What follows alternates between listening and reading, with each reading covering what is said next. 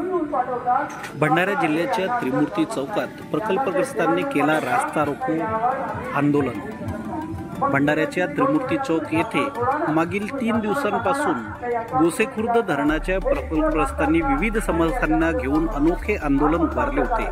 त्या दरम्यान 3 महिलांनी तब्बल 6 तास झाडावर चढून आंदोलन केले व गोसेखुर्द धरणाच्या प्रकल्प बाधितांच्या समस्याकडे लक्ष वेधले होते। जिल्हाधिकाऱ्यांनी पालकमंत्र्यांच्या उपस्थितीत आज दिनांक 12 ऑक्टोबर रोजी यावर चर्चा घडवून आणणार असल्याचे लेखी आश्वासन दिले होते।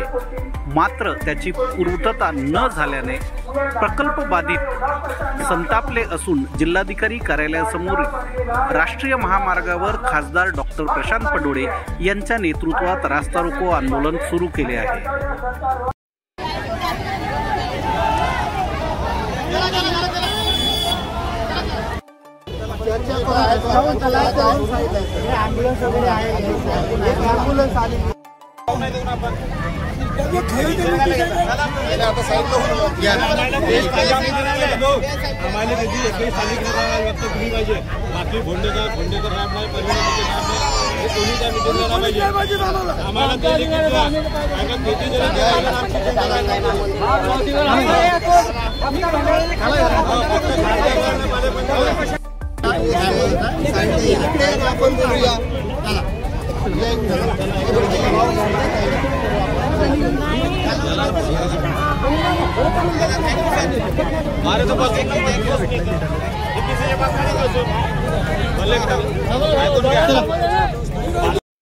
पण ह्या पूर्णतः बाधित अंशतः बाधित नव्याने बाधित गावाचे पुनर्वसन करण्याची अक्कल नाही सुचली।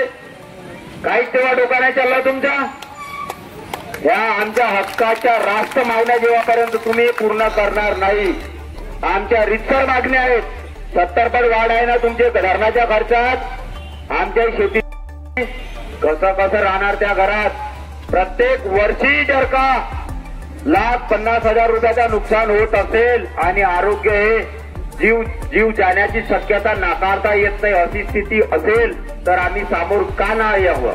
आम्ही आपल्या मागण्यासाठी का नाही लढावं? आणि हे रास्त नाही आहे का? तुम्हाला या धरणावर 88,000